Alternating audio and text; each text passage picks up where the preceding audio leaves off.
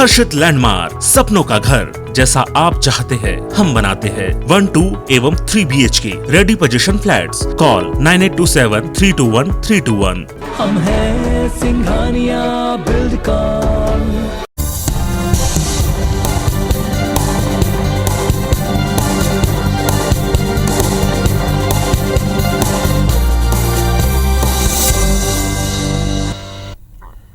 नमस्कार, मैं हूं पुनीत पाठक और आप देख रहे हैं मध्य प्रदेश की बात। बहुत स्वागत है आप सबका।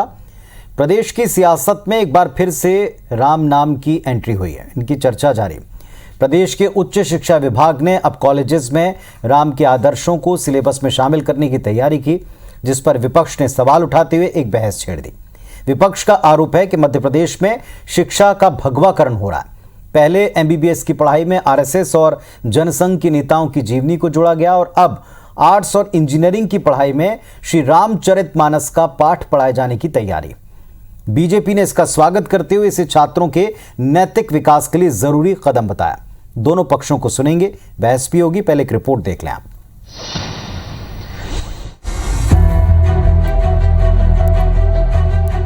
विद्वानों ने जो पाठ्यक्रम का स्वरूप बनाया है उसमें हमने रामायण को भी महत्व दिया और अन्य ग्रंथों को भी महत्व दिया है, जिसके माध्यम से लोग चरित्र निर्माण कर सकते हैं। प्रदेश सरकार ने टेक्नोलॉजी के इस दौर में कॉलेजेस में रामचरितमानस को पढ़ाने का फैसला किया।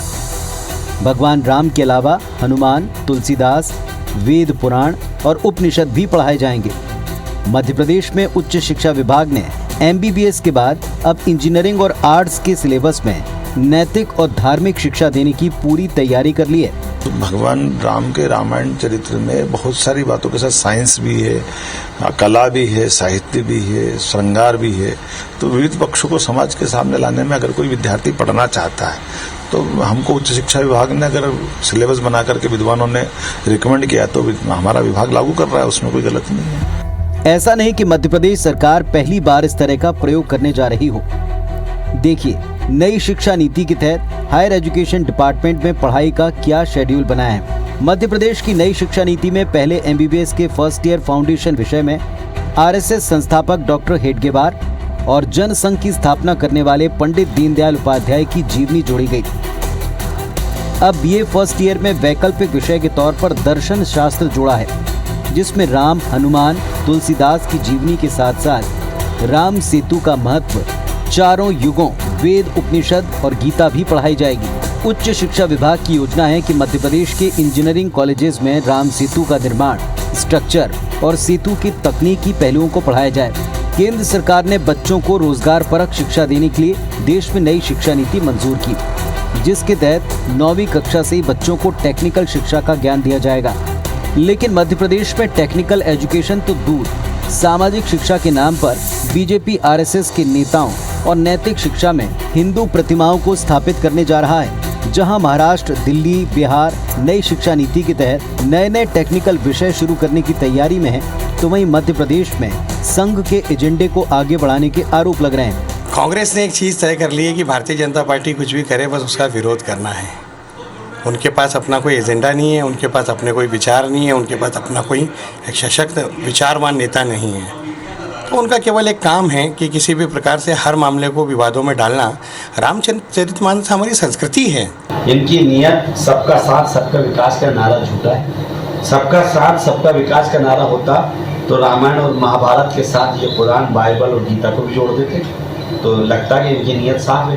पढ़ा रहे राम सेतु, रामायण, महाभारत, अरे इसके लिए एक अलग विषय हो सकता है। धर्म एक अलग विषय, तकनीकी शिक्षा एक अलग विषय, लेकिन दोनों का समावेश कर सिर्फ जनता को गुमराह करने के लिए करते हैं। इनका काम है धर्म के आधार पर राजनीति करो, धर्म के नाम पर लोगों की धार्मिक भावनाओं के साथ उसका उपयोग करके कहीं न कहीं उसका राजनीतिक फायदा लो।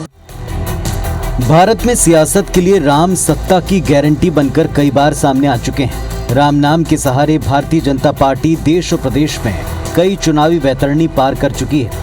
बड़ा सवाल ये कि मामले में विपक्ष का अगला कदम क्या होगा और उससे सरकार के इस निर्णय पर क्या असर पड़ेगा। विवेक पटैया के साथ सुधीर दंडोतिया, IBC 24 भोपाल। तो विषय पूरी तरह से स्पष्ट है कि उच्च शिक्षा विभाग लगातार जो शिक्षा नीति अपनाई है इसके तहत पाठ्यक्रमों में कुछ बदलाव, कुछ चीज़ें ऐड कर रहा है और इसका विपक्ष ये कहते हुए विरोध कर रहा है कि ये केवल भगवाकरण है, आरएसएस के एजेंडे को पोषित करना है, उसे आगे बढ़ाना है।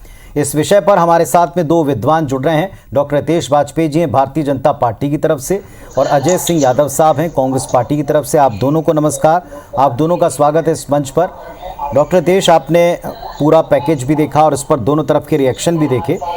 एक तर्क है कांग्रेस पार्टी का, उनका ये कहना है कि ये टेक्नोलॉजी का दौर है, टेक्नोलॉजी के दौर में नई नीति में जहां बच्चों को टेक्निकली साउंड और उद्योग परक शिक्षा दें, ऐसे दौर में धर्म का सहारा लेना और संघ का एजेंडा आगे बढ़ाना, ये मोटिव दिखता है इन कदमों का।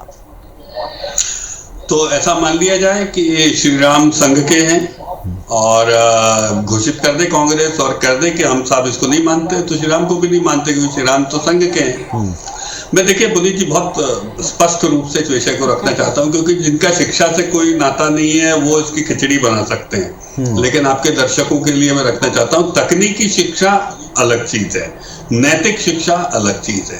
तकनीकी शिक्षा जो हम टीएमटी, पीईटी, नीट सब देते हैं, उसके माध्यम से हम एडमिशन लेते हैं। जैसे मैं मेडिकल का स्टूडेंट रहा हूं तो मुझे अपेंडिसाइटिस के बारे में पढ़ाया गया, pneumonia, consolidation, pathology, anatomy.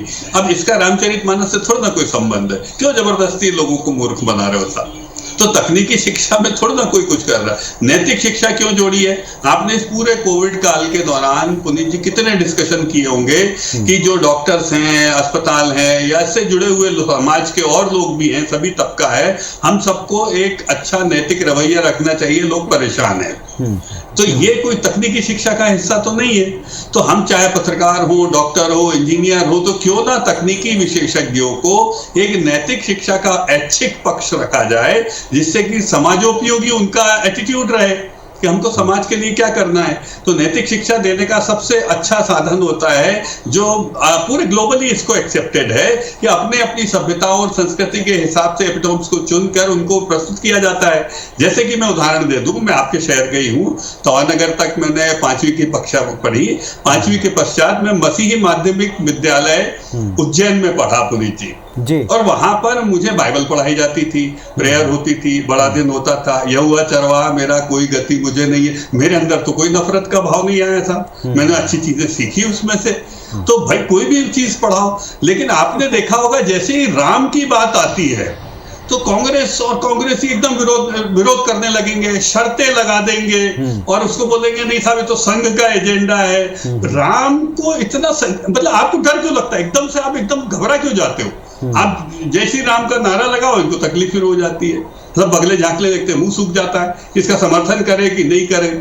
Ram के बारे में व्याख्या खूब करेंगे, दत्तात्रेय फलाना सब कर लेंगे वो, लेकिन जैसे ये बोला कि नहीं भाई नैतिक शिक्षा के रूप में, ऐच्छिक विषय के रूप में पुनीत जी हम क्या इसको रख सकते हैं? जैसे हमारा परिवार है, हम डॉक्टर्स इंजीनियर परिवार में बच्चों को बनाते हैं, पर साथ साथ हम ये भी करते हैं। अभी महाशिवरात्रि हुई, हम लोगों ने अभिषेक किए कि नहीं किए, घरों में हुए कि नहीं हुए, रुद्राभिषेक हुए, पूजाएं हुई, सुंदरकांड होते। तो ये सब क्या इसमें एनाटॉमी सिखाई जाती है क्या, इंजीनियरिंग सिखाई जाती है क्या? ऐसा बोल के बाहर कर दो चीज को, फिर आप कल को बोलोगे भाई पैर छूने की क्या जरूरत है, यूरोप और रोम की तरह सब किस देना शुरू कर दो गाल पे एक दूसरे को। तो देखिए अपनी अपनी सभ्यताओं के नैतिक मानदंड है और रामचरितमानस मर्यादा के रूप में, मर्यादा पुरुषोत्तम के रूप में उन्होंने बताया समाज में हमें कैसे जीना है। इसका अप्रतिम उदाहरण है।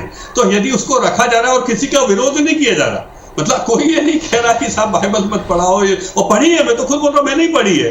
अजय सिंह जी है, उनके पिताजी मुख्यमंत्री थे साहब, मैंने तो कोई विरोध नहीं सुना कि उसका विरोध हो रहा है, और मुझे कोई बुराई भी नहीं है। मैं आपको फ्रैंकली बोलूं कि भाई धर्म, किसी भी धर्म में कभी कोई बुराई नहीं होती है। तो राम का विरोध क्यों? राम के नाम पर शर्तें क्यों? राम का नाम लेते ही कांग्रेस का हलक क्यों सूखता है? चलिए उत्तर लेता हूं। अजय सिंह यादव साहब हैं, अजय सिंह यादव साहब हैं, आपने सुना एक आदर्श पुरुष को जिसको हमने अपने रग रग में पाया है, अगर उसके बारे में पढ़ाया जाए और ऐच्छिक तौर पर शामिल किया जाए तो दर्द क्यों, शर्तें क्यों कि अगर इन्हें शामिल किया तो उन्हें भी करें?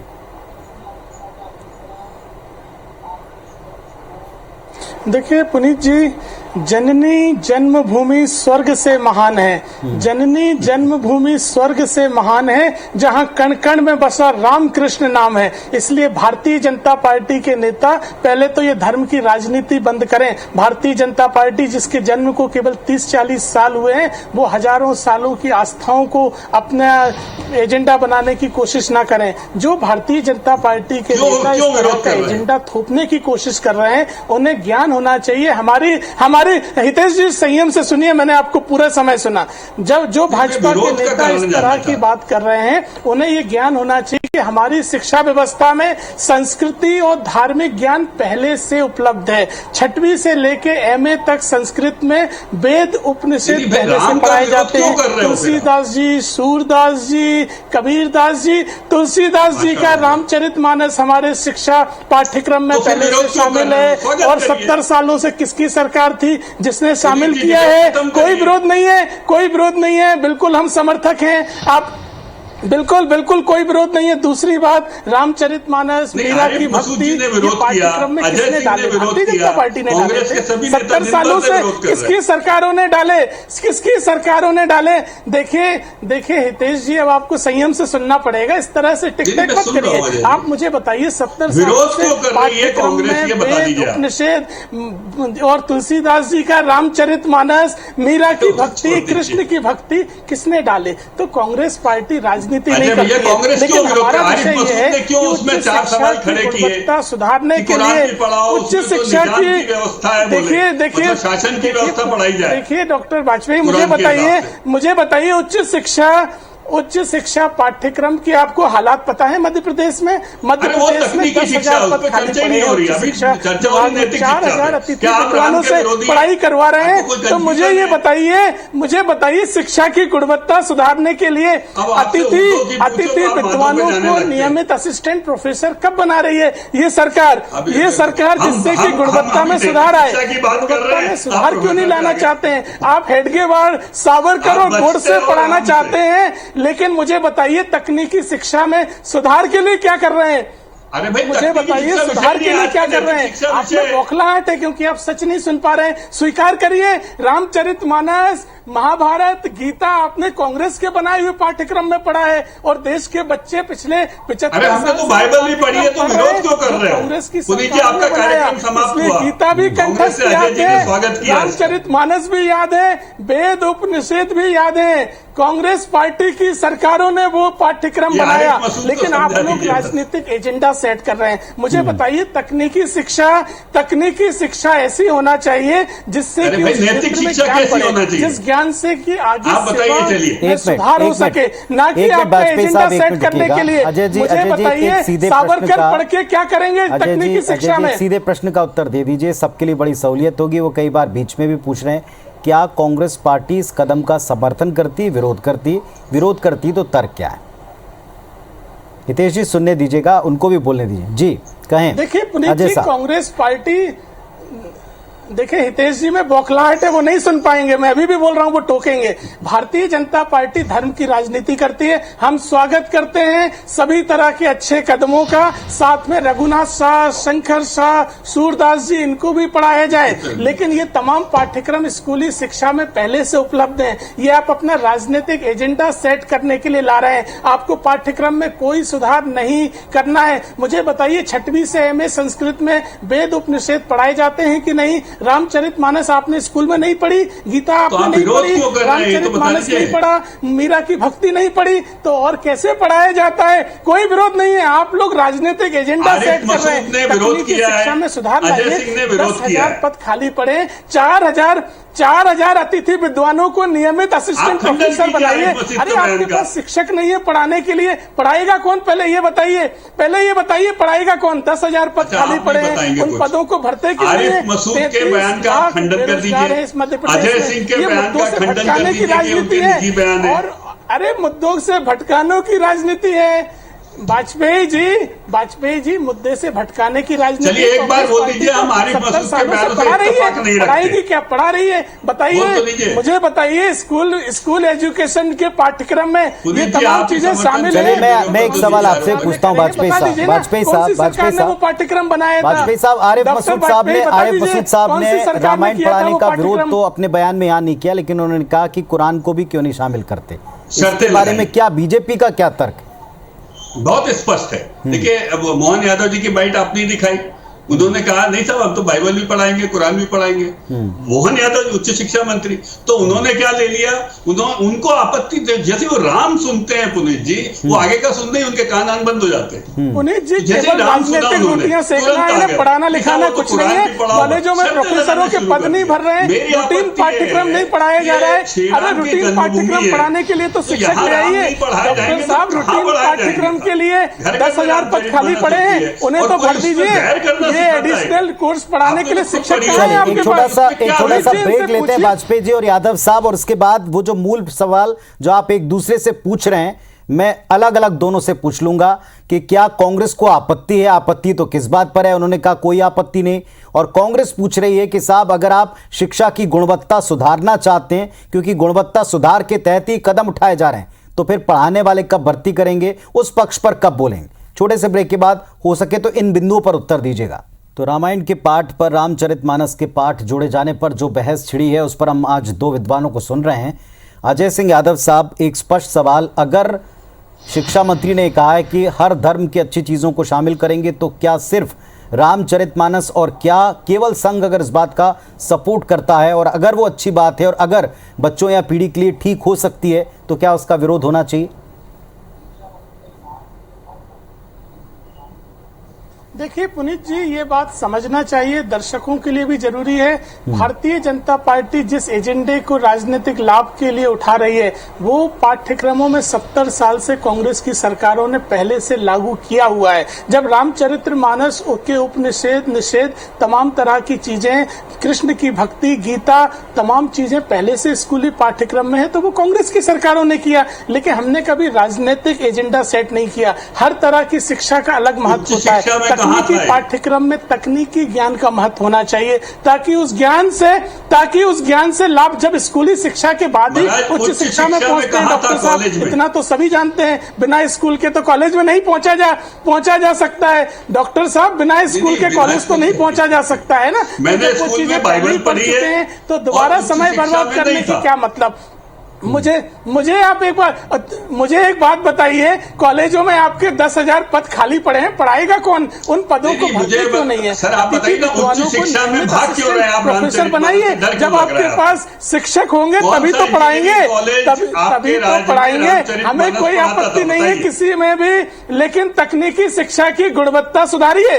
आप गुणवत्ता सुधारने की बात क्यों नहीं कर रहे हैं? मुझे बताइए, क्या नियमित शिक्षकों की आवश्यकता नहीं है? नियमित शिक्षकों की आवश्यकता नहीं, स्तर को सुधारना चाहते हैं, उसको पढ़ाने वाले नहीं हैं, उसमें पहले से कई व्यवहारिक दिक्कतें हैं, उन पर कब फोकस करेंगे, उन पर कब बात करेंगे? उत्तर दे दें इसका। हम लोगों ने इस पे बहुत क्लियरली काम किया है। चूंकि मैं आज इस पे चर्चा नहीं कर रहा हूँ, ये बच रहे हैं रामचरितमानस से, मैं नहीं बच रहा, ये आप देख रहे हो। ये बात में इधर जा रहा है। क्यों? क्योंकि एक भी इंजीनियरिंग कॉलेज ऐसा नहीं है या उच्च शिक्षा का संस्थान ऐसा नहीं है पुनीत जी, जहां पर की रामचरितमानस या बाइबल या कुरान पढ़ाई जाती हो नैतिक शिक्षा के रूप में। ये जबरदस्ती बोल रहे हैं, हम तो यहाँ पढ़ाते थे, वहां पढ़ाते थे, मतलब झूठ बोलने की भी तो सीमा है ना।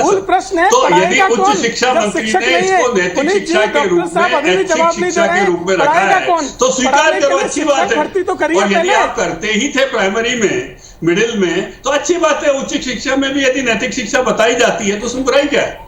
तो ये तो क्लियर विषय है। तो फिर आप ये इतना ये करो, वो करो, हम तो ऐसा करते थे, वैसा पढ़ाएगा कौन? शिक्षक अच्छा, ये सारा विषय पुनीत जी रामचरितमानस को लेकर या भगवान राम जी के मंदिर को लेकर या जय श्री राम को लेकर क्यों आता है? ये समझ में तो मन में आता है कि नहीं आता। करने की मैं तो कोशिश खुद है। कहा, मैंने भारतीय खुद जनता बाइबल पार्टी पढ़ी है। शिक्षा का तो जब भगवाकरण कांग्रेस की करना चाहती है, सरकारें बाइबल आपको पढ़ा शिक्षा से सकती कोई है लेना मिडिल देना स्कूल नहीं है, में, ना तो मुझे गुणवत्ता कोई से लेना आपत्ति देना नहीं है। रही। आप मुझे कोई उससे आपत्ति पढ़ाना नहीं, चाहते हैं, बता दो, बहुत अच्छी सावरकर किताब है। पढ़ाना चाहते हैं, तो आपको रामचरित गुणवत्ता से मानस कोई को लेना आज देना लाया नहीं जा रहा है, है केवल 70 अपना साल एजेंडा बाद सेट किसी करने की कॉलेज कोशिश में है, ऐच्छिक केवल विषय के रूप में कि एजेंडा जो लोग सेट पढ़ना करने चाहते की कोशिश है। हैं, तो देखिए कितना लंबा भाषण दे रहे हैं, स्पष्टीकरण दे रहे हैं। अजय साहब, क्या इस ऐसा क्यों? एजेंडे से लाभ होगा? अगर आपके मुताबिक एजेंडा है तो उससे लाभ होगा? पढ़ाएगा कौन? क्यों नहीं होगा? अजय जी, आपको लगता है इस एजेंडे से लाभ होगा? क्यों नहीं होगा? देखिए, नैतिक शिक्षा का सर्वोत्तम उदाहरण है मेरे सामने श्री राम श्लाघा प्रश्नावली खुली हुई है। आप भी जानते हैं पुनीत जी बहुत अच्छे से कि जब भी हमारा मन अशांत होता है तो हम उस प्रश्नावली का उपयोग करके अपने मन को शांत भी करते हैं।